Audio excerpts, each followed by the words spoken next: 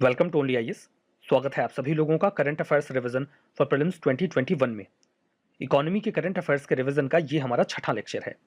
आज के इस सेशन में हम फरवरी महीने के इकोनॉमी के करंट अफेयर्स को रिवाइज करेंगे। इस सेशन का first important article bear necessities index के बारे में है।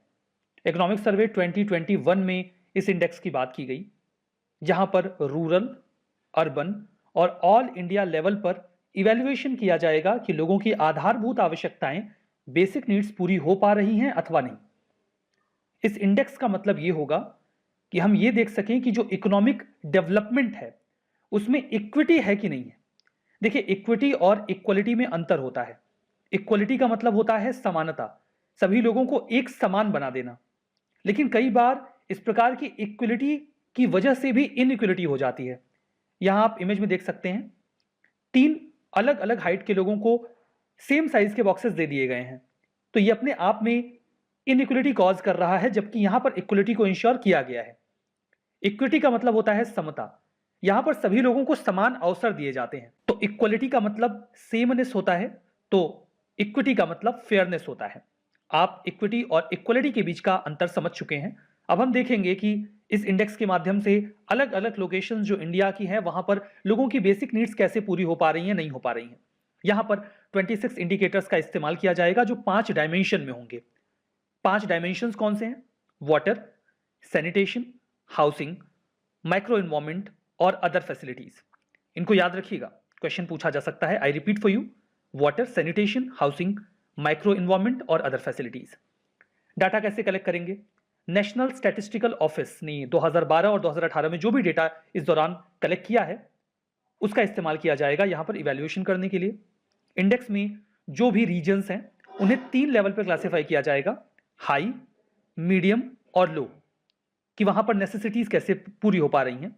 जो इंडेक्स है इसमें 0 से लेकर 1 के बीच में रैंकिंग दी जाएगी। 1 का मतलब है कि बेस्ट एक्सेस है और 0 का मतलब है कि बिल्कुल एक्सेस नहीं है। तो ये इंडेक्स है। यहां पर देखते हैं क्या निकल कर आया है बेयर नेसेसिटीज इंडेक्स में। कुछ स्टेट्स ने बहुत अच्छा परफॉर्म किया है, केरला, पंजाब, हरियाणा, गुजरात, इन्होंने इंडेक्स में टॉप पोजीशन ली है। जबकि ईस्टर्न इंडिया के कुछ स्टेट्स जैसे कि उड़ीसा, झारखंड, वेस्ट बंगाल, त्रिपुरा, ये लोवेस्ट पोजीशन में आए। इंटर स्टेट डिस्पैरिटी की अगर हम बात करें कि एक राज्य में अच्छी सुविधाएं हैं, दूसरे राज्य में सुविधाएं अच्छी नहीं है, ये डिस्पैरिटी कम हुई है अगर आप 2012 की तुलना में 2018 में देखेंगे तो। रिच और पुअर स्टेट्स के बीच का जो गैप है वो भी कम हुआ है। यहां पर जो बेसिक कम्युनिटीज हैं वो धीमे धीमे इंप्रूव हो रही हैं। लेकिन रूरल इंडिया और अर्बन इंडिया के बीच का गैप कम नहीं हुआ है, ये गैप अभी भी बना हुआ है। वेरियस इनकम ग्रुप के लोगों के बीच में बेसिक नीड्स को लेकर जो अंतर है वो भी बना हुआ है। तो इस पर हमें काम करना पड़ेगा। ये इंडेक्स हमें हेल्प करेगा कि हम जो भी गवर्नमेंट स्कीम्स हैं उन्हें और इफिशिएंट मैनर में उन सभी रीजन्स में पहुंचाएं।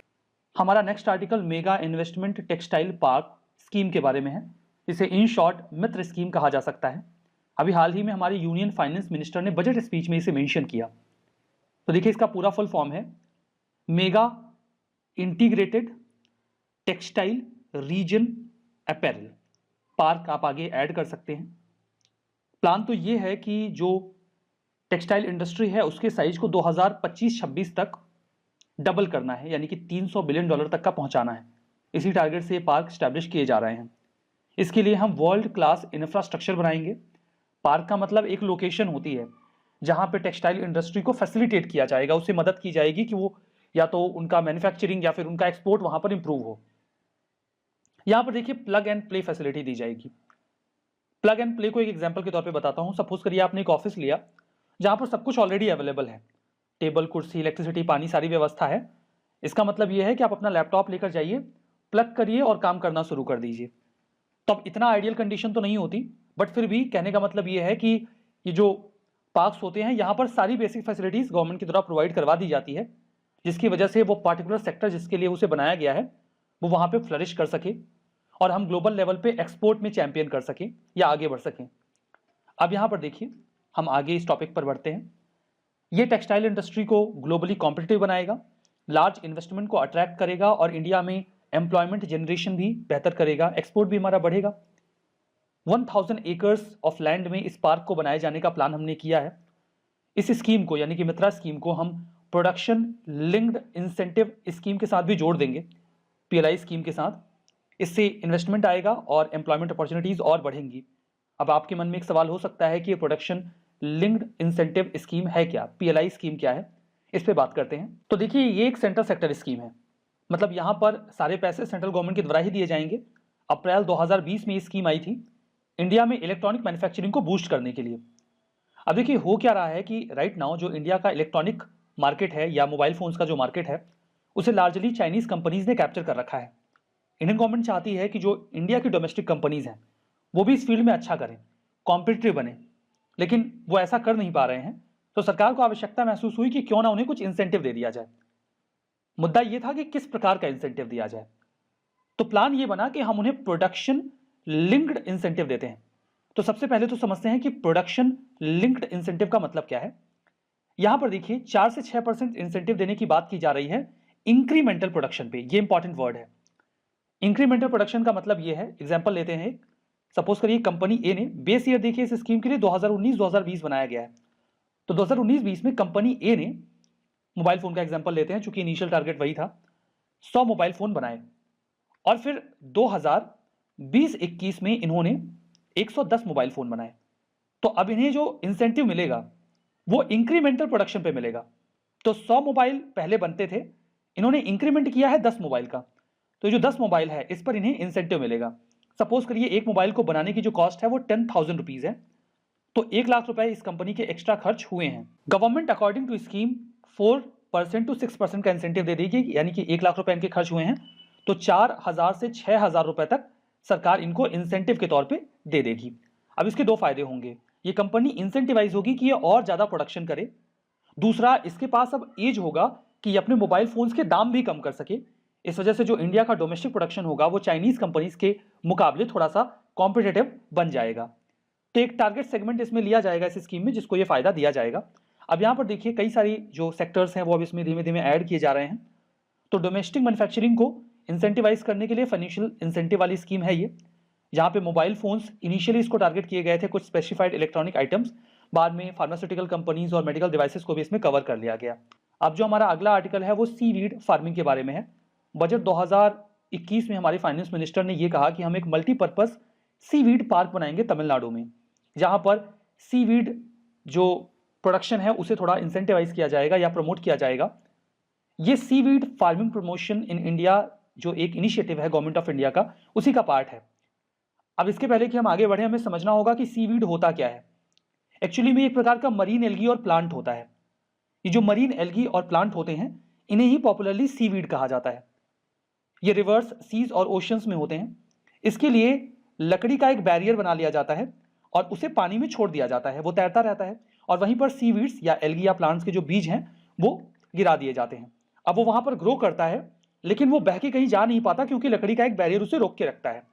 वो विदिन 45 डेज तैयार हो जाता है, फिर उसे निकाल लिया जाता है और उसका मल्टीपल तरीके से इस्तेमाल किया जाता है। अब इस्तेमाल क्या होता है ये आप समझ लेंगे। तो जो सीवीड्स हैं उनके कल्टीवेशन या हार्वेस्टिंग को कहा जाता है सीवीड फार्मिंग। ये तो सिंपल सी बात है। अब देखिए, अब इसकी कई सारी स्पीसीज इंडिया में ग्रो की जाती हैं कमर्शियली, जैसे कि कप्पा फाइकस एल्वरेजी, ग्रेसिलारिया एडोलिस, गैलिडिएला एसिरोजा, सार्गेसम और टर्बिनारिया। अब देखिए, यहाँ पे एसपीपी का ये एक जीनस को इंडिकेट करता है। कई बार एक जीनस की कई सारी प्रजातियां होती हैं, तो हम किसी स्पेसिफिक प्रजाति का नाम नहीं लिखते बल्कि पूरे जीनस का नाम लिख देते हैं सार्गेसम, तो वहां पे हम एसपीपी ऐड कर देते हैं। इसका मतलब होता है कि इसमें कई सारी प्रजातियां आती हैं। खैर, इनमें से अगर आपको एक नाम भी याद रह जाए एग्जाम्पल देने के लिए तो आपकी बात बन जाएगी। सारे तो हो सकता है याद ना रहें, एक तो आप एटलीस्ट याद कर लीजिएगा। देखिए, सीवीड्स काफी फायदेमंद होते हैं क्योंकि ये विटामिन के रिच होते हैं, मिनरल्स भी इसमें कई सारे पाए जाते हैं। अगर इनके यूज की बात करें तो इनका इस्तेमाल फाइटोकेमिकल्स के प्रोडक्शन में किया जाता है। फाइटोकेमिकल्स जैसे कि अगार, कैराजीनम या फिर एल्गिनेट। अब फाइटोकेमिकल्स होते क्या हैं?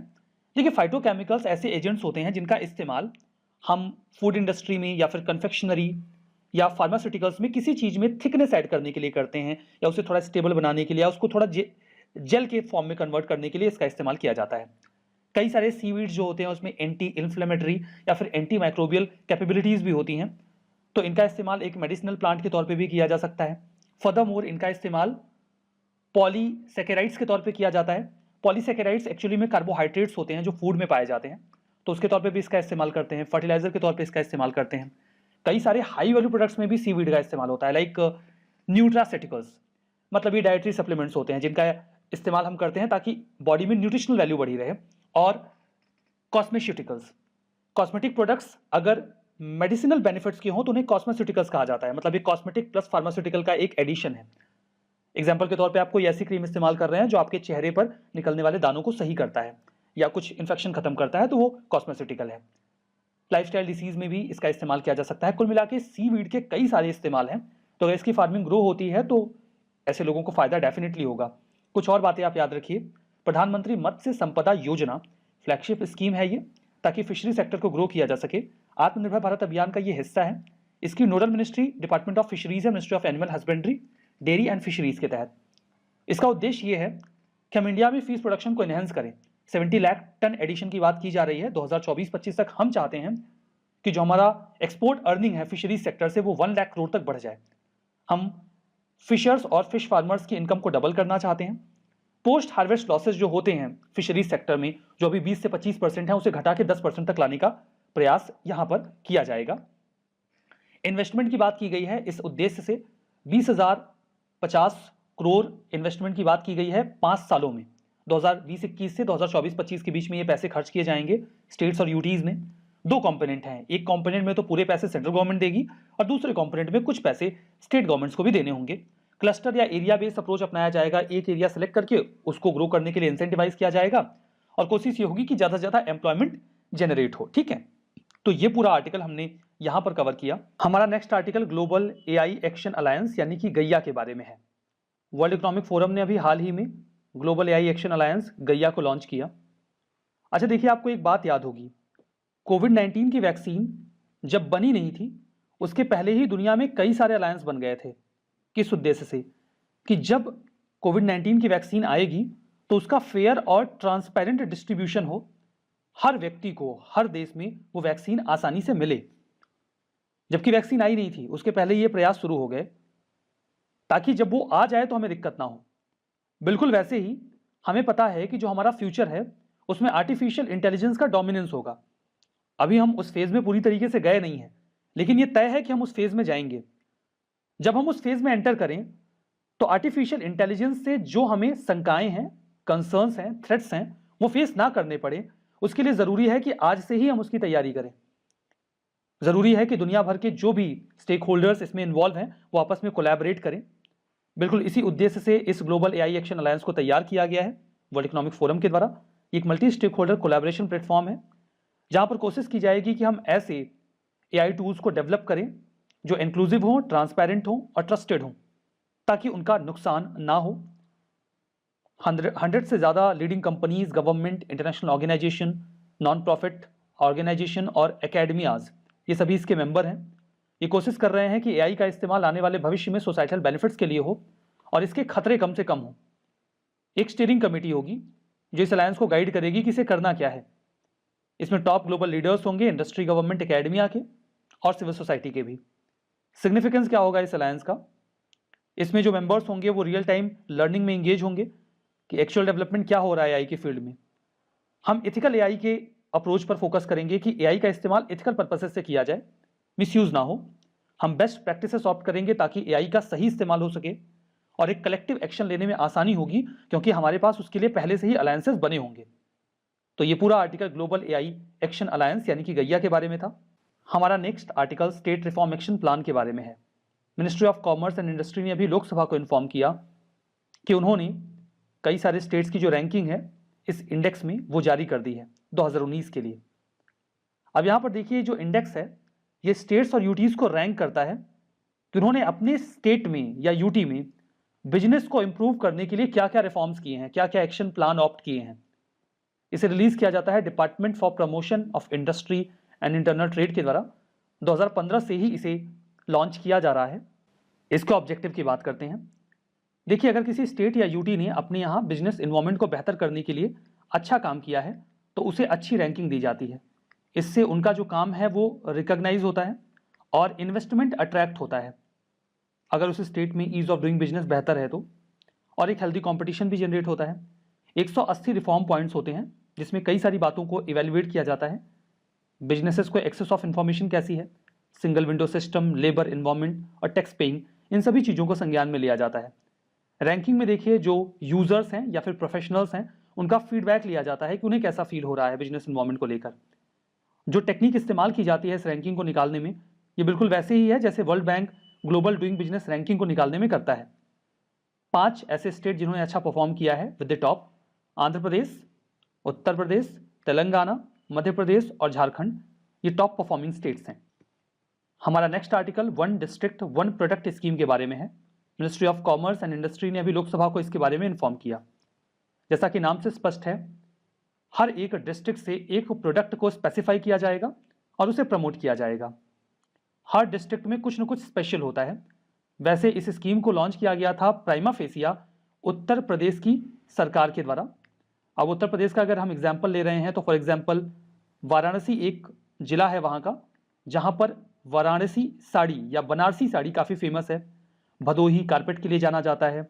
वहीं जो आगरा और कानपुर हैं वो लेदर वर्क के लिए जाने जाते हैं। तो इन सभी चीज़ों को ऑप्ट किया जाएगा और उन्हें मार्केट किया जाएगा नेशनल और इंटरनेशनल लेवल पे। इससे लोकल लेवल पे एम्प्लॉयमेंट जनरेशन होगा। तो शुरू में तो ये स्कीम उत्तर प्रदेश के साथ शुरू हुई थी, बट कुछ समय पहले इसे पूरे इंडिया के लिए इंप्लीमेंट कर दिया गया है सेंट्रल गवर्नमेंट के द्वारा कि हम हर एक जिले से एक प्रोडक्ट को चुनेंगे, उसे प्रोड्यूस करने वाले लोगों को इंसेंटिवाइज करेंगे और उसे मार्केट करेंगे नेशनल और इंटरनेशनल लेवल पर।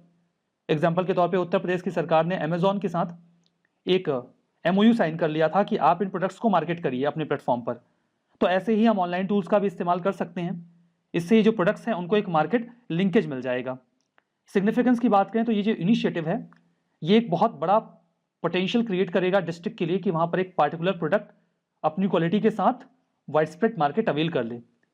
One district one product programme को ऐसा नहीं है कि भारत में पहली बार स्टार्ट किया गया है। इसकी शुरुआत जापान से होती है।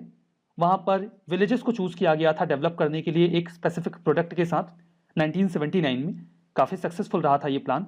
बाद में साउथ ईस्ट एशिया के और भी देशों ने जैसे कि थाईलैंड ने भी इसे ऑप्ट किया था। अभी इंडिया ने भी उसे ही ऑप्ट करके इस प्रकार का इनिशिएटिव तैयार किया है। देखिए ODOP इनिशिएटिव जो है इसे district as export hub initiative के साथ जोड़ दिया गया है। इस इनिशिएटिव को इंप्लीमेंट किया जा रहा था director general of foreign trade के द्वारा डिपार्टमेंट ऑफ कॉमर्स के तहत।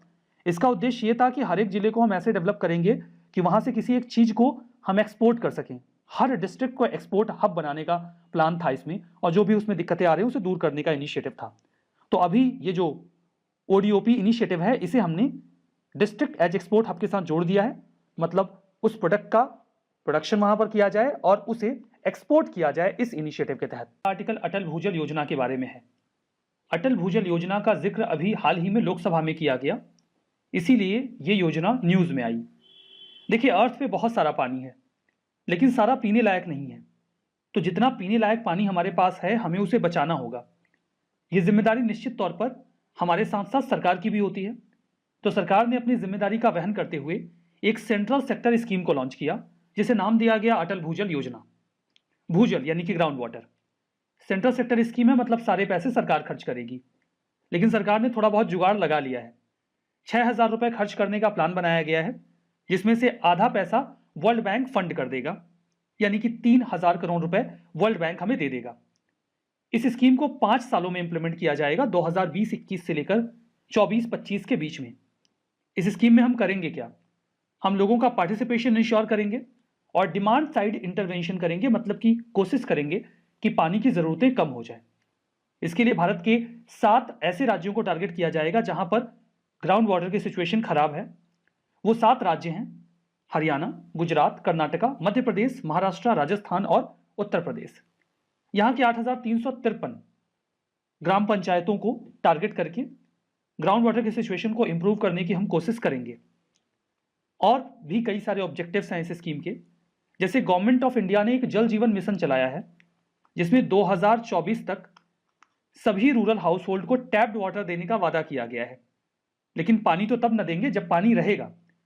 तो सोर्स सस्टेनेबिलिटी रहे, मतलब पानी रहे, इसका प्रयास करेंगे। इस योजना के तहत फार्मर्स की इनकम को डबल करने का भी प्रयास किया जा रहा है। तो फसलों के लिए भी पानी चाहिए, उसको भी इंश्योर किया जाएगा और लोगों का बिहेवियरल चेंज भी करेंगे ताकि वो पानी कम बर्बाद करें। इस फंड के तहत राज्यों को ग्रांट इन एड के फॉर्म में पैसे दिए जाएंगे ताकि वो प्रयास कर सकें ग्राउंड वाटर को प्रिजर्व करने को लेकर। इस पूरी स्कीम को इंप्लीमेंट करने की जिम्मेदारी department of water resources, river development and Ganga rejuvenation को दिया गया है, जो कि मिनिस्ट्री ऑफ जल शक्ति के तहत काम करती है। इसमें पंचायतों का सहारा लिया जाएगा वाटर मैनेजमेंट के लिए और बिहेवियर चेंज के लिए। हमारा next article employ provident fund scheme के बारे में है। अभी हाल ही में गवर्नमेंट ने अनाउंस किया है कि अगर कोई भी व्यक्ति अपनी एम्प्लॉयज प्रोविडेंट फंड स्कीम में एक साल में 2.5 लाख रुपए से ज्यादा डालता है, तो 2.5 लाख रुपए से जितना ज्यादा अमाउंट ईपीएफ में डाला गया है, उस अमाउंट पर नहीं, उस अमाउंट पर जो इंटरेस्ट मिलेगा गवर्नमेंट की ओर से, जो ब्याज मिलेगा, उसे उस व्यक्ति की टैक्सेबल इनकम माना जाएगा और उस पर उसे टैक्स पे करना पड़ेगा। अभी पूरा मामला क्या है, देखिए, एम्प्लॉयज प्रोविडेंट फंड स्कीम एक सोशल सिक्योरिटी स्कीम है जिसे employees provident fund and miscellaneous provisions act 1952 के तहत इंस्टीट्यूट किया गया है। इसका उद्देश्य यह है कि आप जो कुछ भी पैसा कमाते हैं उसमें से कुछ सेव करें। इस स्कीम को मैनेज किया जाता है employees provident fund organisation EPFO के द्वारा। इसमें कहा यह गया है कि कोई भी ऐसा व्यक्ति, कोई भी ऐसी फर्म जहां पर 20 से ज्यादा लोग काम करते हैं, तो वहां पे काम करने वाला कोई भी ऐसा व्यक्ति जिसकी सैलरी 15,000 से कम है, उसे कुछ पैसे सेव करने होंगे। सेविंग करने के लिए उसे अपना कुछ हिस्सा सैलरी का एक फंड में डालना होगा। उस फंड को ही ईपीएफ कहते हैं। और ये कितना अमाउंट है? यह है सैलरी का 12%। आप 12% डालेंगे इस ईपीएफ में अपना अमाउंट, और वही 12% आपका एम्प्लॉयर भी देगा आपके लिए, जिसमें से कुछ अमाउंट आपके इस ईपीएफ में ऐड होगा और कुछ पेंशन स्कीम में चला जाएगा। अगर सैलरी 15,000 से कम है तो कंपल्सन है, आपको ये 12% देना ही होगा। लेकिन अगर 15,000 से ज्यादा है तो आपकी इच्छा पर निर्भर करता है, आप ईपीएफ में पैसे डालिए या मत डालिए। लेकिन सरकार चाहती है कि आप पैसा ईपीएफ में रखें, सेविंग करें। सैलरी 15,000 से ज्यादा है तब भी। इसके लिए सरकार टैक्स इंसेंटिव देती है। जो पैसा आप ईपीएफ में रखते हैं उस पर आपको 8% का या 9% का ब्याज मिलता है, जो कि सिक्योर्ड है। जो अमाउंट आपने ईपीएफ में रखा है, ना तो उस पर कोई टैक्स लगता है, ना इस ब्याज पर कोई टैक्स लगता है, और ना ही जब आप टोटल अमाउंट निकालते हैं तो उस पर कोई टैक्स लगता है। मतलब पूरी तरीके से टैक्स फ्री इन्वेस्टमेंट होता है ये। लेकिन कुछ लोग बहुत ज्यादा पैसा इसमें इन्वेस्ट कर देते हैं एक सिक्योर इन्वेस्टमेंट के तौर पर। सपोज करिए कि आपकी सैलरी 10 लाख पर मंथ है। मजा तो आ रहा होगा, सैलरी 10 लाख पर मंथ, और आप इसमें 12% पैसा ईपीएफ में डाल रहे हैं और इस अमाउंट पर कोई टैक्स नहीं लगेगा।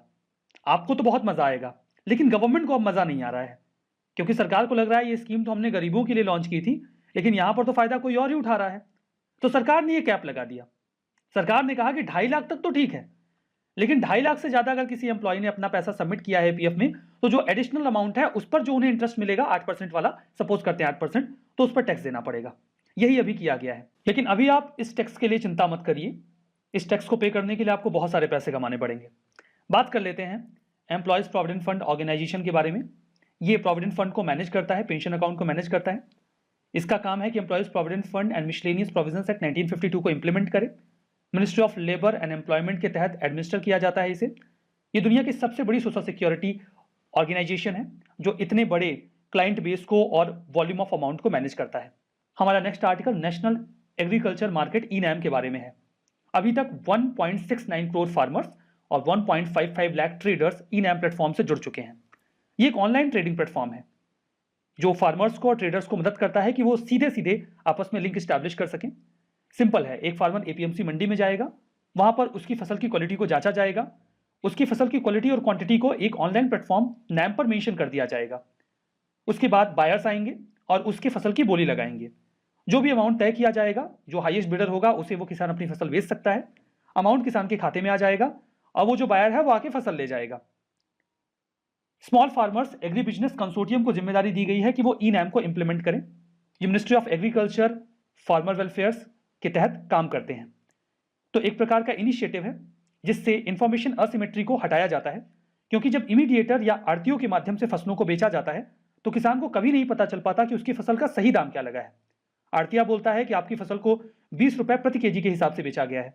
पॉसिबल है कि वो बायर से 22 रुपए प्रति केजी ले रहा हो, लेकिन फार्मर को इस बात की जानकारी कभी नहीं मिलती। Next article consumer welfare fund के बारे में है। इसके बारे में भी अभी पार्लियामेंट को इन्फॉर्म किया गया, that's why it was in news. इसे 2017 के central goods and services tax act के तहत लाया गया था, और जो इसके पहले का कंज्यूमर वेलफेयर फंड रूल 1992 था, उसे भी सीजीएसटी रूल्स में सब्ज्यूम कर दिया गया। इस फंड को सेटअप किया गया है, स्थापित किया गया है डिपार्टमेंट ऑफ रेवेन्यू के द्वारा, और ऑपरेट किया जाता है डिपार्टमेंट ऑफ कंज्यूमर अफेयर्स के द्वारा, जो कि ministry of consumer affairs, food and public distribution के तहत काम करते हैं। इसका उद्देश्य बिल्कुल सिंपल है, हमें जो कंज्यूमर्स हैं उनके वेलफेयर को इंश्योर करना है। इसके लिए हमें उन्हें अवेयर करना है, उसके लिए कुछ पैसा लगेगा, कैंपेन वगैरह चलाना है। तो अगर कंज्यूमर लॉ चेयर स्टैब्लिश करने हैं, सेंटर ऑफ एक्सीलेंस बनाए जाते हैं इंस्टीट्यूशंस में, यूनिवर्सिटीज़ में, ताकि रिसर्च वगैरह इस दिशा में की जा सके, इस सब में पैसा लगता है। ये सारा पैसा इसी फंड से दिया जाएगा। लोगों को अवेयर करने के लिए जो कैंपेन चलाए जाते हैं, उसका भी खर्चा इसी फंड से बेयर किया जाएगा। आर्टिकल है वो यूनिफाइड पोर्टल फॉर गोवर्धन के बारे में है। गोवर्धन स्कीम को 2018 में लॉन्च किया गया था, उसी के संबंध में अभी एक पोर्टल लॉन्च किया गया है। बहुत कम संभावना है कि यूपीएससी क्वेश्चन आपसे पोर्टल पे पूछे, लेकिन हाँ, इस स्कीम पर प्रश्न पूछा जा सकता है। तो गोवर्धन का फुल फॉर्म है galvanising organic bio agro resources धन। गैल्वेनाइजिंग का मतलब होता है किसी चीज को इंसाइट करना ताकि उसका उपयोग किया जा सके या उसको स्पीड अप किया जा सके। इस स्कीम को स्वच्छ भारत मिशन ग्रामीण फेज 2 के तहत इंप्लीमेंट किया जा रहा है department of drinking water and sanitation के द्वारा, जो कि जल शक्ति मिनिस्ट्री के तहत आता है। यहाँ पर देखिए, उद्देश्य ये रहेगा कि फार्मर्स की इनकम को ऑगमेंट किया जाए, बढ़ाया जाए, ताकि जो भी बायोडिग्रेडेबल वेस्ट है वो इसका इस्तेमाल कंप्रेस्ड बायोगैस के तौर पे कर सकें। इनिशिएटिव में ये भी बात की जाएगी कि कुछ लोग आपस में मिलके जो कंप्रेस्ड बायोगैस प्लांट है उसे लगा दे रूरल एरिया में, उसका फायदा उनको मिले। बेनिफिट ये होगा क्योंकि इंडिया के पास हाईएस्ट कैटल पॉपुलेशन लगभग 300 मिलियन की, और डेली 3 मिलियन टन डंग निकलता है, उसका इस्तेमाल हम एनर्जी के तौर पे कर सकते हैं। इनकरेज करें फार्मर्स को कि वो जो काउ डंग है उसे वेस्ट ना समझे बल्कि सोर्स ऑफ इनकम समझें। रूरल पीपल को इससे फायदा होगा, विलेज क्लीन और सैनिटाइज होगा, और एनर्जी को लेकर जो हमारी सेल्फ रिलायंस है वो भी बढ़ेगी। हमारा next article open market operations के बारे में है। अभी आरबीआई ने हाल ही में मार्केट में लिक्विडिटी को बढ़ाने के उद्देश्य से ओपन मार्केट ऑपरेशन लॉन्च किया है 20,000 करोड़ का। ओपन मार्केट ऑपरेशन होता क्या है, जानकारी इकट्ठा करते हैं तो आपको ऐसा क्यों किया गया है ये भी समझ में आ जाएगा। ओपन मार्केट ऑपरेशन एक ऐसी प्रक्रिया है जिसमें जो किसी भी कंट्री का सेंट्रल बैंक होता है वो गवर्नमेंट सिक्योरिटीज को खरीदता अथवा बेचता है। उसका उद्देश्य क्या है इस बात पर निर्भर करता है। इसके जरिए वो मार्केट में लिक्विडिटी को या तो कम या तो ज्यादा करने का प्रयास करते हैं। एक प्रकार का क्वांटिटेटिव मॉनेटरी पॉलिसी टूल है ये। अब देखिए वर्क कैसे करता है, कैसे ये मार्केट में लिक्विडिटी को एडजस्ट करता है। ये सारा काम कमर्शियल बैंक्स के जरिए किया जाता है। लोग सीधे जाके आरबीआई से गवर्नमेंट सिक्योरिटीज नहीं खरीदते अथवा बेचते, कमर्शियल बैंक्स इसे खरीदते हैं आरबीआई से या उसे बेचते हैं वापस। लिक्विडिटी में एक ऐसे रोल प्ले करता है। अगर सेंट्रल बैंक चाहता है कि लिक्विडिटी बढ़े, लोगों के पास ज़्यादा पैसा हो खर्च करने के लिए, तो वो गवर्नमेंट सिक्योरिटीज़ को खरीदेगा। किससे? सेंट्रल बैंक के पास जो है वो। अब सेंट्रल बैंक के पास ज़्यादा पैसा होगा, वो ज़्यादा लोन देंगे तो लोगों के हाथों में ज़्यादा पैसा पहुंच जाएगा। अगर वो चाहता है कि लिक्विडिटी को कम किया जाए तो वो सिक्योरिटीज़ को बेच देगा। जब वो बेचेगा तो सेंट्रल बैंक के पास पैसा आ जाएगा कई सारे बैंक से, तो इससे मार्केट में पैसा कम हो जाएगा। अभी आवश्यकता यह है कि लोगों के पास ज़्यादा पैसा हो ताकि मार्केट में डिमांड बनी रहे, बिकॉज कोविड के बाद डिमांड की बहुत ज़्यादा ज़रूरत है मार्केट को रिकवर करने को लेकर। इसीलिए सरकार ने प्लान बनाया है कि वो 20,000 करोड़ रुपए की जो भी सिक्योरिटीज़ होंगी उनको बाई करेंगे। अगर वो बाई करेंगे तो बैंक्स के पास 20,000 करोड़ जाएंगे और फिर वो अल्टीमेटली मार्केट में जाएंगे। हमारा नेक्स्ट आर्टिकल प्रधानमंत्री ऊर्जा गंगा प्रोजेक्ट के बारे में है। हमारे प्राइम मिनिस्टर ने अभी 348 किलोमीटर की जो पाइपलाइन है उसे डेडिकेट किया नेशन को। डोभी से लेकर दुर्गापुर के बीच में ये पाइपलाइन है। डोभी जो है वो बिहार के गया डिस्ट्रिक्ट में है, जबकि दुर्गापुर वेस्ट बंगाल में। ये नेचुरल गैस पाइपलाइन है जो प्रधानमंत्री ऊर्जा गंगा प्रोजेक्ट के तहत डेवलप की गई है। नाम से समझ जाएंगे आप, ऊर्जा गंगा मतलब ऊर्जा की गंगा को बहाया जाएगा। अब ऊर्जा की गंगा तो पाइप में ही बह सकती है अगर वो नेचुरल गैस के फॉर्म में है। यहां पर देखिए एक प्रकार का गैस पाइपलाइन प्रोजेक्ट है जिससे लोगों को कुकिंग गैस पहुंचाने का प्रयास किया जा रहा है। 2016 में इसे लॉन्च किया गया था वाराणसी से। उसके बाद इसे बिहार, वेस्ट बंगाल, उड़ीसा, झारखंड में भी एक्सपेंड कर दिया गया। सरकार इसके जरिए जो ईस्टर्न स्टेट्स हैं वहां पर नेशनल गैस ग्रिड से उनको जोड़ने का प्रयास कर रही है। टोटल लेंथ होगी इस पूरे प्रोजेक्ट में 3,384 किलोमीटर्स, जिसमें ये पूरी पाइपलाइन बिछाई जाएगी गैस के फ्लो के लिए, नेचुरल गैस के फ्लो के लिए। 766 किलोमीटर जो पाइपलाइन है वो उड़ीसा में होगी और बाकी ये उत्तर प्रदेश, बिहार, झारखंड, वेस्ट बंगाल, आसाम में होगी। यहाँ पे जो नेचुरल गैस, कुकिंग गैस है, उसके साथ साथ सीएनजी को भी सप्लाई किया जाएगा, ना केवल कमर्शियल यूज़ के लिए लोगों के लिए बल्कि इंडस्ट्रीज़ की नीड को भी फुलफिल करने के लिए इस पूरे प्रोजेक्ट को गेल इंप्लीमेंट कर रहा है। हमारा नेक्स्ट आर्टिकल, नीति आयोग ने अभी एक सब ग्रुप क्रिएट किया है, वो प्रिपेयर करेंगे एक national action plan for migrant workers, उसके बारे में है। देखिए, माइग्रेंट वर्कर्स वो वर्कर्स होते हैं जो एक राज्य से दूसरे राज्य में जाकर काम करते हैं। अब ऐसे लोगों के लिए ज़रूरी होता है कि उन्हें एक प्रॉपर अच्छी कंडीशन दी जाए वर्किंग की, सोशल सिक्योरिटीज़ के सभी फायदे दिए जाएं। इसके पहले इस संबंध में एक रेगुलेशन था, interstate migrant workman regulation of employment and conditions of services act 1979। लेकिन अभी हाल ही में एक नया कोड आया है जिसका नाम है occupational safety health and working condition code 2020। तो ये जो 1979 वाला एक्ट था, इसे इसी कोड में सब्ज्यूम कर दिया गया है।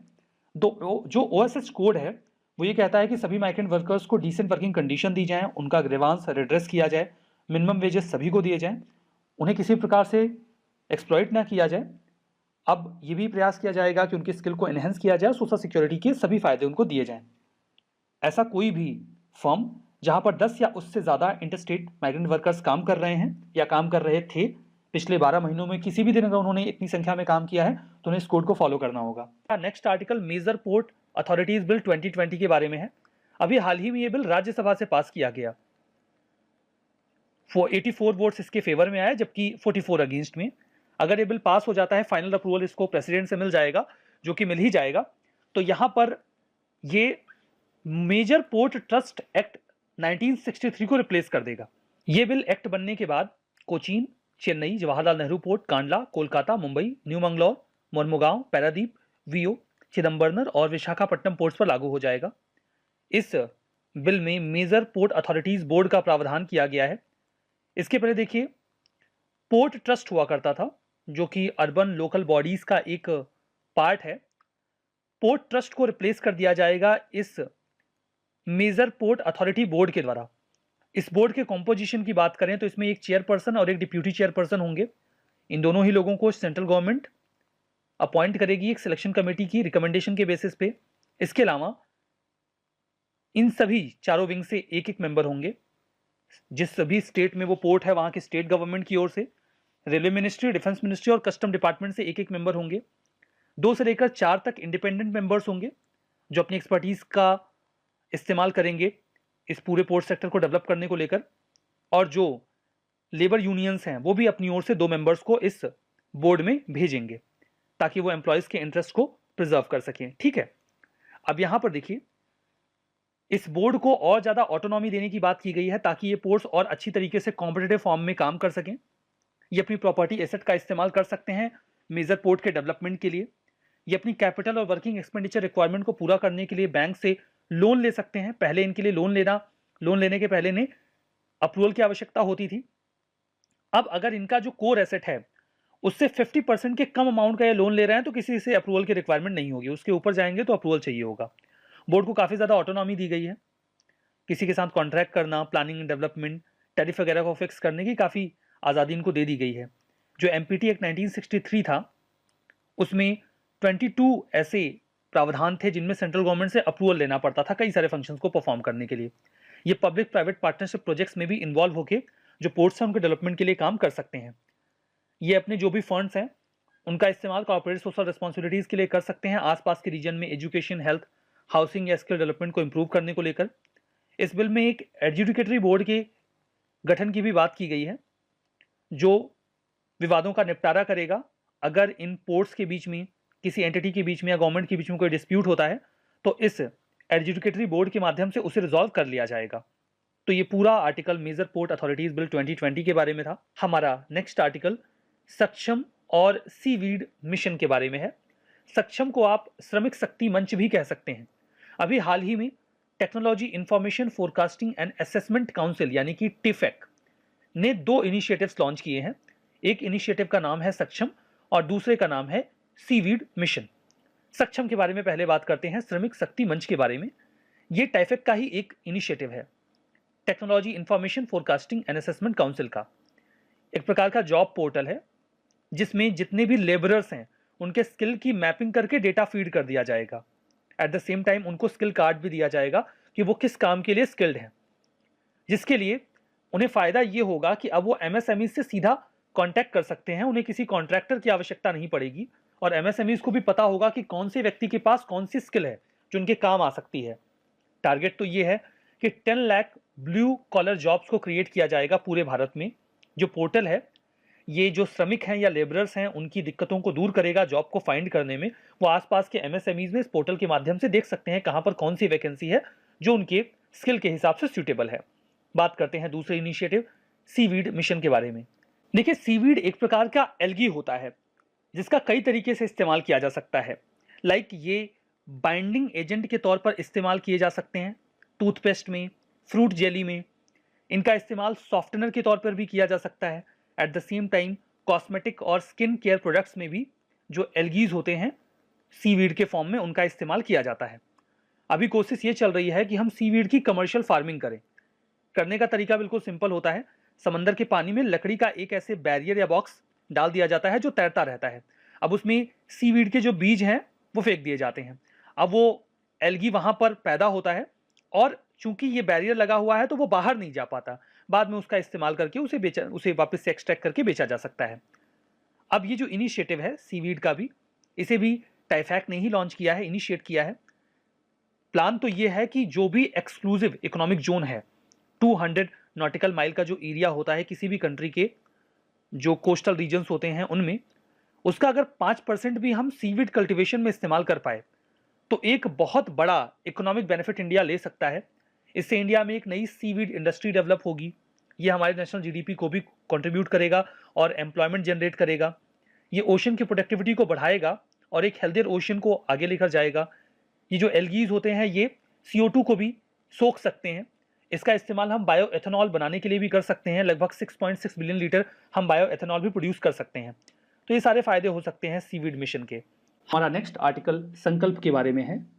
अभी हाल ही में संकल्प के अंडर में एक फंक्शन हो रहा था जिसे हमारे union minister of skill development and entrepreneurship ने ज्वाइन किया, चेयर किया। तो संकल्प इनिशिएटिव न्यूज में आया। संकल्प का फुल फॉर्म है skill acquisition and knowledge awareness for livelihood promotion. नाम से स्पष्ट है, एक प्रकार का स्किल डेवलपमेंट इनिशिएटिव है। वर्ल्ड बैंक असिस्टेड प्रोग्राम है। वर्ल्ड बैंक ने इसमें एक बहुत बड़ा असिस्टेंस दिया हुआ है। ऑब्जेक्टिव बिल्कुल सिंपल है, जो डिस्ट्रिक्ट स्किल एडमिनिस्ट्रेशन है उसे इतना स्ट्रॉन्ग किया जाए, जो डिस्ट्रिक्ट स्किल कमिटीज़ हैं उन्हें बढ़िया तरीके से एम्पावर कर दिया जाए ताकि वो पूरे डिस्ट्रिक्ट के जो यंगस्टर्स हैं, यूथ हैं, उन्हें इंडस्ट्री ओरिएंटेड स्किल दे सकें ताकि उन्हें जॉब मिल जाए।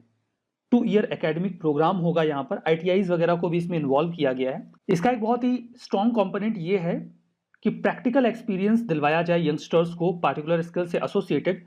ये काम डिस्ट्रिक्ट एडमिनिस्ट्रेशन को करना होगा।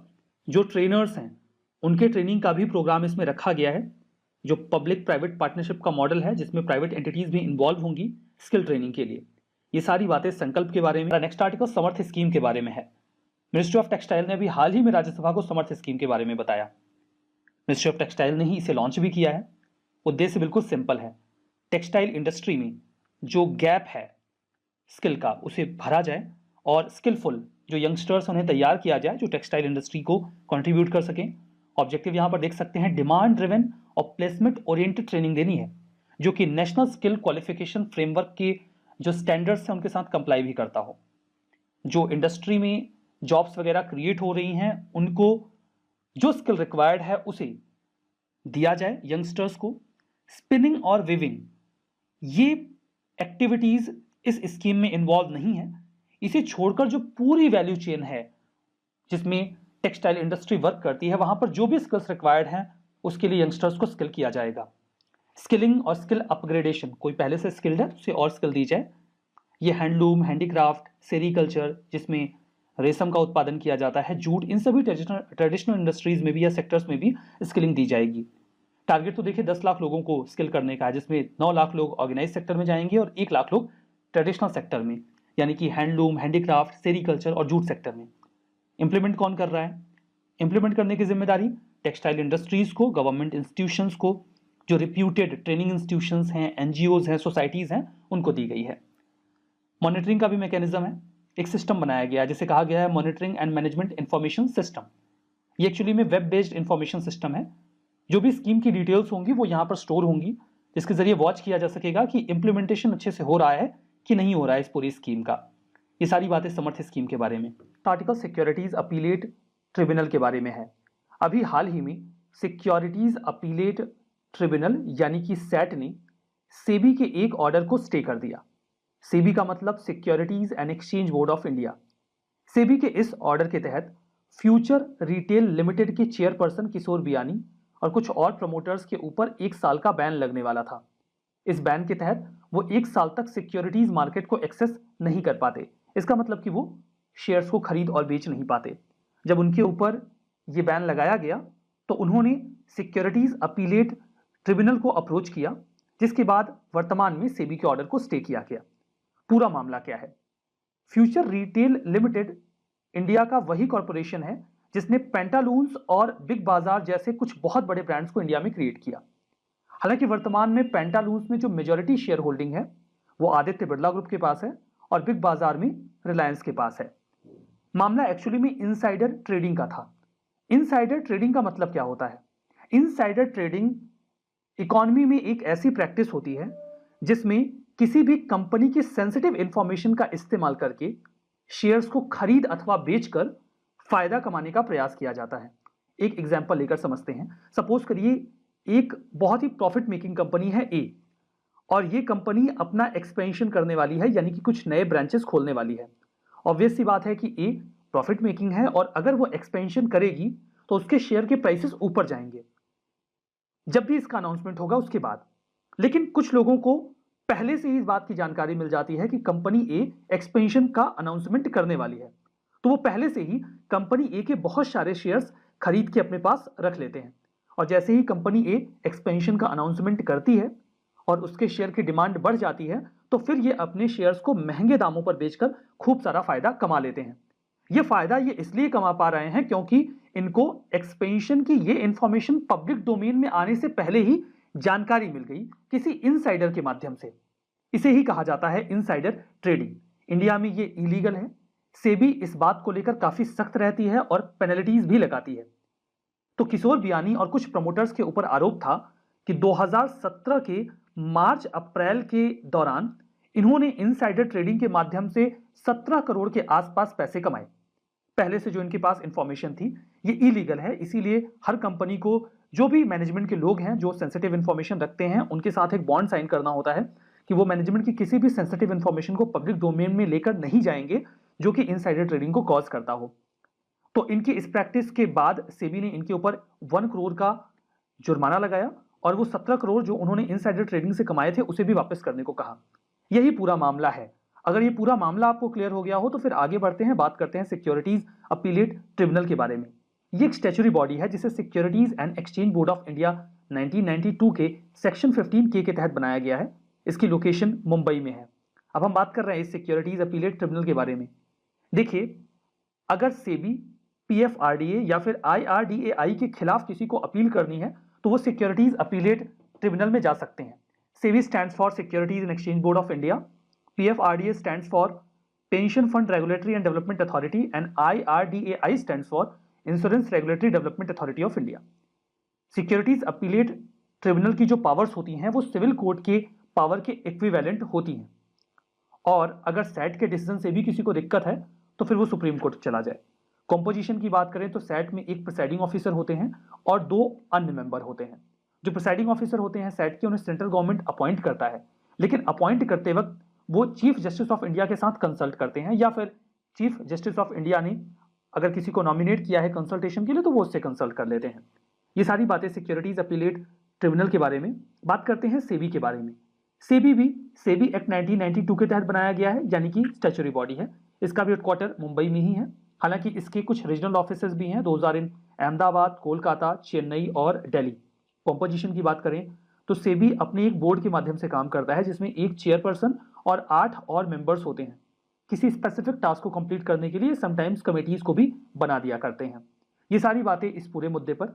आगे बढ़ते हैं नेक्स्ट आर्टिकल की ओर। Article public sector enterprise policy के बारे में है। अभी हाल ही में गवर्नमेंट ऑफ इंडिया ने new public sector enterprise policy को रिलीज किया है। देखिए, प्रेजेंट गवर्नमेंट प्राइवेटाइजेशन को इफिशियंसी के साथ जोड़कर देखती है।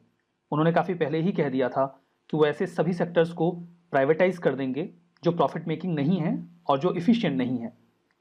इसी दिशा में उनकी नई पॉलिसी अब पब्लिक डोमेन में आ गई है, जिसके तहत उन्होंने वेरियस सेक्टर्स को दो हिस्सों में डिवाइड कर दिया है।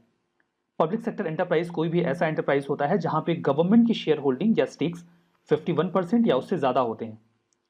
अब यहाँ पर दो हिस्सों में सभी एंटरप्राइजेस को डिवाइड किया गया है। एक है स्ट्रेटजिक सेक्टर और दूसरा है non strategic sector. Strategic sectors वो सेक्टर्स होंगे जो बहुत ज़्यादा सेंसिटिव हैं या इंडिया के लिए बहुत ज़्यादा इंपॉर्टेंट हैं, like atomic energy, space, defence, trans and telecom, power, petro, coal, minerals, banking, insurance, financial services, इन सभी को स्ट्रेटजिक सेक्टर में रखा गया है। मतलब इनका प्राइवेटाइजेशन नहीं किया जाएगा। जबकि नॉन स्ट्रेटजिक सेक्टर में इसके अलावा जो भी सेंट्रल पब्लिक सेक्टर एंटरप्राइजेस हैं वो आ जाएंगे। उन्हें या तो प्राइवेटाइज कर दिया जाएगा, अगर उनका प्राइवेटाइजेशन संभव नहीं है तो फिर उन्हें बंद कर दिया जाएगा। कुल मिला के सरकार इन एंटरप्राइजेस में अपने रोल को मिनिमाइज कर रही है, कम कर रही है। यहां जो स्ट्रेटजिक सेक्टर में एंटिटीज हैं उनको लेकर भी सरकार ने यह कहा है कि किसी भी सेक्टर में मिनिमम एक एंटरप्राइज जरूर रहेगा और मैक्सिमम ये 4 हो सकते हैं।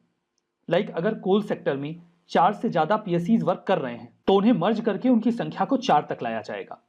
तो ये डिवीजन किया गया है अभी इस पॉलिसी में। कुछ एक्सेप्शंस रखे गए हैं।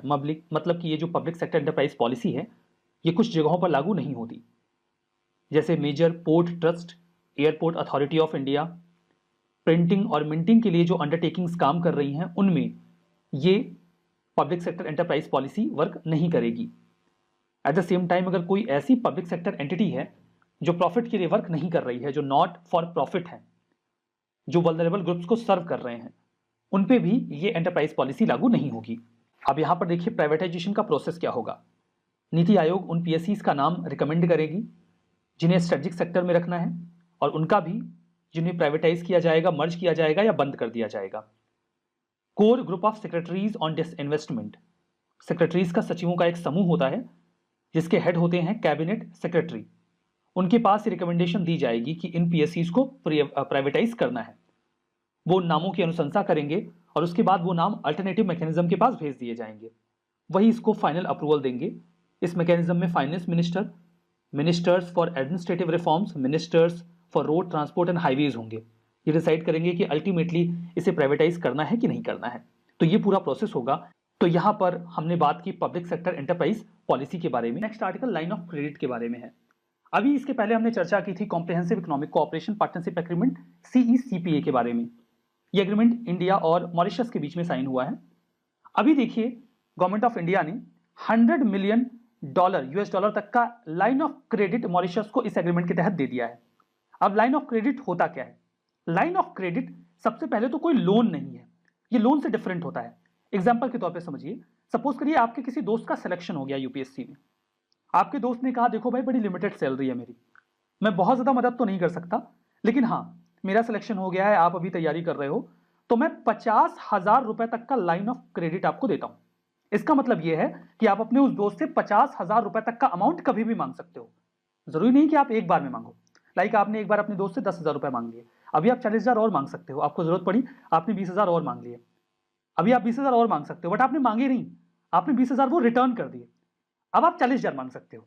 मतलब ये 50,000 की लिमिट हमेशा के लिए बनी हुई है जब तक कि आप इस लिमिट को क्रॉस नहीं करते। इसे ही कहा जाता है लाइन ऑफ क्रेडिट। ये इंडिया ने मॉरिशस को दिया है। क्यों? अगर वो इंडियन डिफेंस इक्विपमेंट को खरीदना चाहते हैं तो ये एक प्रकार की क्रेडिट फैसिलिटी होती है जो कोई कंट्री या कोई बैंक किसी इंडिविजुअल या बिजनेस को या गवर्नमेंट को दे देता है। बोरोवर इसके फॉर्म में इस अमाउंट तक कभी भी बोरो कर सकते हैं। देखिए कोई ग्रांट नहीं है, रादर ये एक सॉफ्ट लोन है। सॉफ्ट लोन का मतलब क्या है? इंडिया ने मॉरिशस से कहा कि हम आपको $100 मिलियन का लाइन ऑफ क्रेडिट दे रहे हैं। मॉरिशस ने कहा हमको चाहिए नहीं $100 मिलियन, हमको $10 मिलियन चाहिए। इंडिया ने कहा कोई बात नहीं है, $10 मिलियन अभी ले लो, 90 का इसके बाद जब चाहिए वो ले लेना। तो मॉरिशस ने कहा आप बहुत चालाक हो, आप चीन हो ना, आप मुझसे बहुत ज्यादा इंटरेस्ट चार्ज करोगे इस पे। तो इंडिया ने कहा नहीं नहीं, आप अगर $10 मिलियन लोगे तो हम केवल उतने का इंटरेस्ट लेंगे, बाकी का नहीं लेंगे, और दूसरा सॉफ्ट लोन है, हम आपसे बहुत कम इंटरेस्ट लेंगे, हम चीन नहीं है। इन्होंने कहा तब तो बहुत मजेदार चीज है, हम आपकी लाइन ऑफ क्रेडिट एक्सेप्ट कर लेते हैं। आप हमको अभी $10 मिलियन दे दो, बाकी का हमको जब जरूरत होगी तो हम ले लेंगे। तो कुल मिला के लाइन ऑफ क्रेडिट में कंसेशनल इंटरेस्ट पर लोन दिया जाता है। ये agriculture, infra, telecom, railway, transmission, power, renewable energy या समटाइम डिफेंस के सेक्टर में दिया जाता है। अगर कोई कंट्री लाइन ऑफ क्रेडिट देती है तो उससे उसका एक्सपोर्ट बढ़ता है। जैसे इंडिया ने ये कहा है कि आप जो भी हमसे लाइन ऑफ क्रेडिट में अमाउंट लोगे, उसमें 75% जो अमाउंट आप खर्च करोगे वो इंडिया के साथ कॉन्ट्रैक्ट में खर्च करोगे। तो इससे इंडिया को भी फायदा हो जाएगा, उनके लिए भी फायदा है कि वो इंडिया से चीजें खरीदने ही वाले हैं, तो इंडिया से ही पैसा लेके इंडिया से खरीद लेंगे। Article India energy outlook 2021 report के बारे में है। इंटरनेशनल एनर्जी एजेंसी जो वर्ल्ड एनर्जी आउटलुक रिपोर्ट निकालता है, उसे अभी हाल ही में इंडिया के ऊपर बहुत ज़्यादा प्यार आया और उन्होंने इंडिया के लिए एक स्पेशल रिपोर्ट निकाली with the title India energy outlook 2021 report. इसे किसने रिलीज किया? फिर से दोहराता हूं, इंटरनेशनल एनर्जी एजेंसी ने। इस रिपोर्ट का उद्देश्य क्या है? उद्देश्य बिल्कुल साधारण है, ताकि ये इंश्योर किया जा सके कि इंडिया अपनी ग्रोइंग पॉपुलेशन के लिए रिलायबल, अफोर्डेबल और सस्टेनेबल एनर्जी कैसे अवेल करेगा।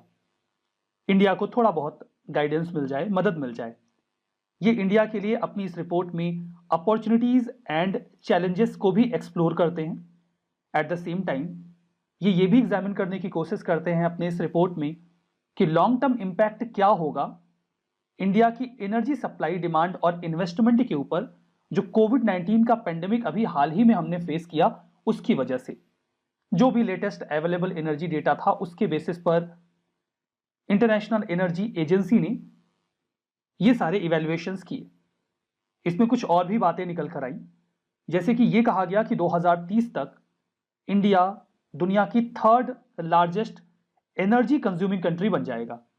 अभी इंडिया 4थे नंबर पर है, चाइना, यूएस और यूरोपियन यूनियन के बाद।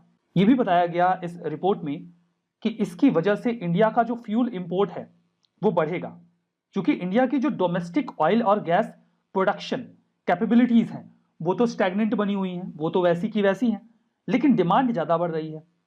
ऑयल डिमांड 2040 तक 74% बढ़ने की संभावना है, मतलब 8.7 मिलियन बैरल पर डे। इस रिपोर्ट में यह भी कहा गया, एक पॉजिटिव बात, कि रिन्यूएबल एनर्जी के फील्ड में जो इंडिया की ग्रोथ है वो चाइना के बाद 2nd लार्जेस्ट है। अच्छी बात है। इस रिपोर्ट को तो रिव्यू कर लिया हमने। अब हम बात करते हैं इंटरनेशनल एनर्जी एजेंसी के बारे में। इसे एक ऑटोनोमस इंटर गवर्नमेंटल ऑर्गेनाइजेशन के तौर पर 1974 में एस्टैब्लिश किया गया था फ्रांस के पेरिस में। ये 3 E's पर फोकस करते हैं। 3E का मतलब क्या है? Economic development, energy security and environmental protection. India 2017 के मार्च में IEA का एसोसिएट मेंबर बना। इसका मतलब ये नहीं है कि इसके पहले हमारा IEA के साथ एंगेजमेंट था ही नहीं, हमारा एंगेजमेंट तो काफी पहले से है। अभी हाल ही में इंडिया ने IEA के साथ स्ट्रेटेजिक पार्टनरशिप एग्रीमेंट भी साइन किया है। अरे ये क्या? स्ट्रेटेजिक पार्टनरशिप एग्रीमेंट, ये तो हम कंट्रीज के साथ साइन करते हैं, फिर IEA के साथ कैसे साइन कर लिया? तो देखिए, इस बात को आपको ध्यान में रखना है कि इंडिया का स्ट्रेटेजिक पार्टनरशिप एग्रीमेंट IEA के साथ भी है। तो अगर ये कहीं मिल जाए तो शॉक्ड मत होइएगा। इसका उद्देश्य बिल्कुल सिंपल है, ग्लोबल कोऑपरेशन को स्ट्रेंथन किया जाए ताकि एनर्जी सिक्योरिटी, स्टेबिलिटी और सस्टेनेबिलिटी के फील्ड में काम किया जा सके। World energy outlook report IEA के द्वारा ही एनुअली रिलीज किया जाता है। Article scheme of fund for regeneration of traditional industries के बारे में है, जिसे आप शॉर्ट फॉर्म में स्फूर्ति कह सकते हैं। यहां पर देखिए, ministry of micro, small and medium enterprises ने अभी 50 आर्टिशन बेस्ड स्फूर्ति क्लस्टर्स को इनॉग्रेट किया है, जो 18 स्टेट्स में है। अब इनको MSME सेक्टर के तौर पर बूस्ट किया जाएगा। इसके पहले कि मैं इस स्कीम के बारे में आपको 1000 और बातें बता दूं और आपको समझ में ना आए कि एक्चुअली में है क्या, मैं आसान भाषा में बता देता हूं। देखिए, इसमें क्लस्टर बेस्ड अप्रोच है, मतलब जो आर्टिशंस हैं या जो ट्रेडिशनल इंडस्ट्रीज में काम करने वाली एंटिटीज हैं उनको इकट्ठा कर दिया जाए, इंडिविजुअल्स को इकट्ठा कर दिया जाए, ताकि सरकार उन्हें सपोर्ट दे सके और वो और अच्छे तरीके से काम कर सके। एग्जाम्पल के तौर पे, नारियल की जटा से रस्सी बनाने वाले कुछ इंडिविजुअल्स एक गांव में रहते हैं। अब वो अपने अपने सोर्सेज से नारियल की जटा लेकर आते हैं, रस्सी बनाते हैं और जो उन्हें बेचने वाला व्यक्ति है उसे सप्लाई कर देते हैं। सब अपना अपना काम कर रहे हैं। गवर्नमेंट क्या कहती है कि सब अपना अपना काम अलग अलग क्यों कर रहे हो, क्यों ना इकट्ठा हो जाओ, खुद को इकट्ठा कर लो और रजिस्टर कर लो। किसी भी फॉर्म में आप रजिस्टर कर सकते हैं खुद को। सोसाइटी के तौर पर रजिस्टर कर लीजिए, सोसाइटीज रजिस्ट्रेशन एक्ट ऑफ 1860 में। कोऑपरेटिव सोसाइटी की तरफ के तौर पे खुद को रजिस्टर कर लीजिए, प्रोड्यूसर कंपनी के तौर पे खुद को रजिस्टर कर लीजिए सेक्शन 465 क्लॉज 1 जो कंपनीज एक्ट ऑफ 2013 है उसका इस्तेमाल करके, या खुद को जो कंपनीज एक्ट 2013 का सेक्शन 8 है उसके तहत कंपनी के रूप में रजिस्टर कर लीजिए, एक ट्रस्ट बन जाइए, कुछ भी कर लीजिए, लेकिन ऐसे अलग अलग काम मत करिए, इकट्ठा हो जाइए। आप इकट्ठा हो जाइए, खुद को रजिस्टर कर लीजिए, हम आपको कुछ फंडिंग कर देंगे, कुछ पैसे दे देंगे। आप हाथों से रस्सी बनाते हैं, एक मशीन लेकर आइए, इकट्ठा होकर अपने जो भी सोर्सेस हैं वहां से नारियल की जटा इकट्ठा करिए और मिलकर रस्सी बनाइए और उसे बेच दीजिए। आपके पास काम ज्यादा हो तो उन लोगों को भी एम्प्लॉयमेंट दे दीजिए जो अभी तक इस एक्टिविटी में इन्वॉल्व नहीं थे। अब इससे एक क्लस्टर के फॉर्म में जो ट्रेडिशनल इंडस्ट्रीज हैं वो काम करना शुरू कर देंगी और फिर कई बार इन इंडस्ट्रीज का भी क्लस्टर डेवलप किया जाएगा और इन क्लस्टर्स को डेडिकेटेड वे में इंफ्रा दिया जाएगा, फंडिंग दी जाएगी। ये पूरा मैकेनिज्म है ministry of micro small and medium enterprises ने 2005 में इसे लॉन्च किया था। नोडल एजेंसीज दो हैं, khadi and village industries commission khadi और विलेज इंडस्ट्री क्लस्टर के लिए काम करती है, कोयर बोर्ड कोयर बेस्ड क्लस्टर्स के लिए काम करती है। ऑब्जेक्टिव बिल्कुल सिंपल है, जो ट्रेडिशनल इंडस्ट्रीज हैं या फिर आर्टिशियंस हैं उन्हें क्लस्टर में इनकॉर्पोरेट करना है ताकि वो कॉम्पिटिटिव बन सके और उनकी इनकम इंक्रीज हो सके। ये गवर्नमेंट की जो स्ट्रेटजी है कि विलेजेस को हम इकोनॉमिक पॉलिसीज के सेंटर में रखेंगे, उसी के तहत किया जा रहा है। 371 आर्टिशियन बेस्ड क्लस्टर्स अभी तक फंड किए जा चुके हैं मिनिस्ट्री ऑफ एमएसएमई के द्वारा। ऑब्जेक्टिव तो यह है कि हर जिले में कम से कम एक क्लस्टर को हम सपोर्ट करेंगे। यहां पर देखिए दो तरीके के क्लस्टर्स बनाने की बात की गई है। रेगुलर क्लस्टर जिसमें कम से कम 500 आर्टिशियंस हों, उन्हें गवर्नमेंट 2.5 करोड़ तक का असिस्टेंस देगी। मेजर क्लस्टर्स जिसमें 500 से ज्यादा आर्टिशियंस होंगे, उन्हें 5 करोड़ तक का असिस्टेंस दिया जाएगा। वो खुद को इन सभी फॉर्म्स में रजिस्टर कर सकते हैं जिस पर अभी हमारी बात हुई। इस स्कीम के तहत मिनिस्ट्री उन्हें इंफ्रा प्रोवाइड करवाएगी, कॉमन फैसिलिटी सेंटर्स बनाएगी जो उनको हेल्प करेंगे, मशीनरी खरीदने में, डिजाइन इंटरवेंशन में उनकी मदद करेगी, उन्हें स्ट्रेंथन करेगी कि उनका क्लस्टर गवर्नेंस सिस्टम कैसा हो, वो खुद को गवर्न कैसे करें ताकि वो अच्छी तरीके से प्रोडक्शन कर सकें और फायदा कमा सकें। ये सारी बातें स्फूर्ति स्कीम के बारे में। हमारा next article go electric campaign के बारे में है। अभी हाल ही में union minister for road transport and highways ने इस कैंपेन को लॉन्च किया।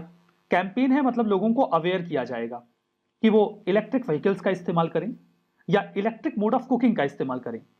ब्यूरो ऑफ एनर्जी इफिशियंसी इसे प्रमोट कर रहा है और इसके बारे में अवेयरनेस फैला रहा है।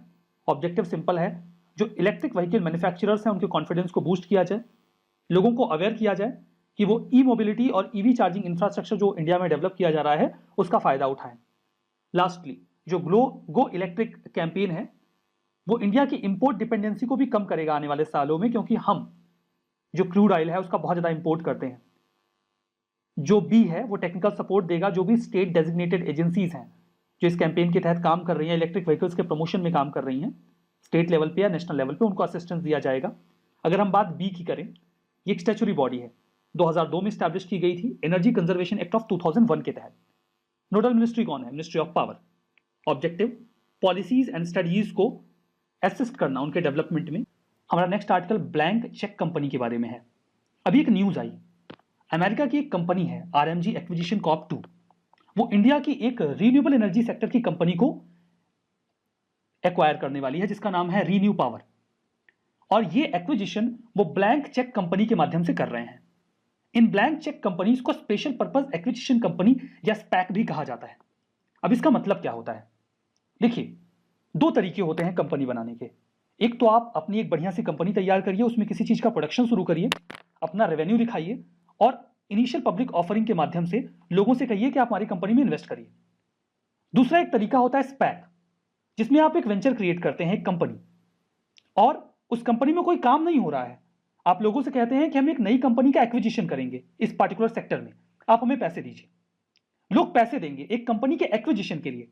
यह वेंचर तैयार किया गया है स्पेसिफिकली एक नई कंपनी को खरीदने के लिए।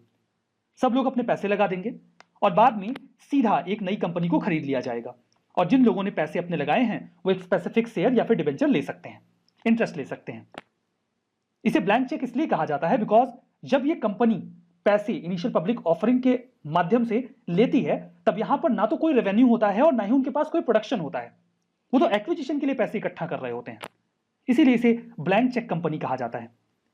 ये फर्म को एक्वायर करने के लिए तैयार की जाती हैं, मनी रेज करते हैं, जबकि इनके पास कोई ऑपरेशन या कोई रेवेन्यू नहीं होता है।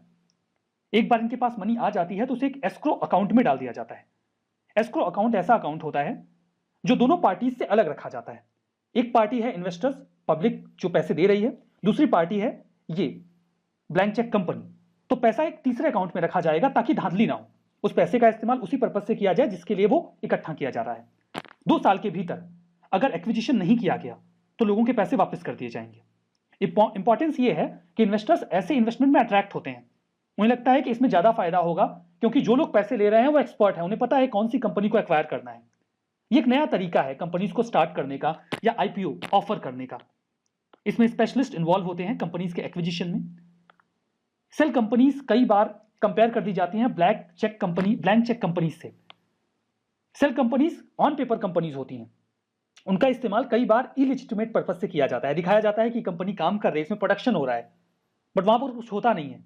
आप देखने जाए तो हो सकता है एक फ्लैट के 2 कमरे मिले कंपनी के नाम पर। तो इनका इस्तेमाल अक्सर धांधली के लिए किया जाता है। हालांकि ब्लैंक चेक कंपनीज के रेगुलेशंस यूएसए में हैं, जो कंपनी इंडिया में ऐसा एक्विजिशन कर रही है, ऐसा पहली बार है कि कोई ब्लैंक चेक कंपनी इंडिया में किसी कंपनी का एक्विजिशन कर रही है। Escrow account third party account होता है जहां पर दोनों पार्टीज इन्वॉल्व नहीं होती और एक तीसरे अकाउंट में with certain terms and conditions पैसा डाल दिया जाता है। जब सारे पैसे इनिशियल पब्लिक ऑफरिंग में आ जाएंगे तो फिर एक्विजिशन के लिए ही इस पैसे को निकाला जाएगा। रियल स्टेट ट्रांजैक्शंस में अक्सर एस्क्रो अकाउंट का इस्तेमाल किया जाता है। हमारा अगला आर्टिकल है डिजिटल लैंडिंग के ऊपर। यहाँ पर आप देखेंगे जो उधार देने का काम है आजकल वो डिजिटली होने लगा है और आरबीआई ने इस पे एक चिंता जाहिर की, जिसकी वजह से उन्होंने एक वर्किंग ग्रुप को तैयार किया है जो कि डिजिटल लैंडिंग को देखने वाला है। धीरे धीरे आप देख रहे हैं कि जो ऑनलाइन प्लेटफॉर्म्स हैं उनसे मनी ट्रांजैक्शन बहुत ज़्यादा होने लगा है और पैसे का उधार लेना, पैसे उधार देना, मनी लेंड करना, लोन देना, इस तरीके की चीज़ें भी आजकल ऐप्स के द्वारा ही होने लगी, जिसकी वजह से आरबीआई की नज़रों में आया है और आरबीआई ने अपना कंसर्न जाहिर करते हुए एक वर्किंग ग्रुप को डेवलप किया है जो कि अलग अलग जो एस्पेक्ट्स हैं इस डिजिटल लैंडिंग एक्टिविटी के, इसको स्टडी करने वाले हैं और जो भी इस सेक्टर में अनरेगुलेटेड प्लेयर्स हैं उनको रेगुलेट करने का काम करेंगे। आपको पता है आरबीआई ने पहले क्लैरिफाई किया था कि पब्लिक लेंडिंग एक्टिविटीज़ जो है वो बैंक कर सकते हैं। नॉन बैंकिंग फाइनेंशियल कंपनीज, जिनको हम एनबीएफसी कहते हैं, जो रजिस्टर्ड है आरबीआई के साथ, वो भी ये एक्टिविटीज़ कर सकते हैं।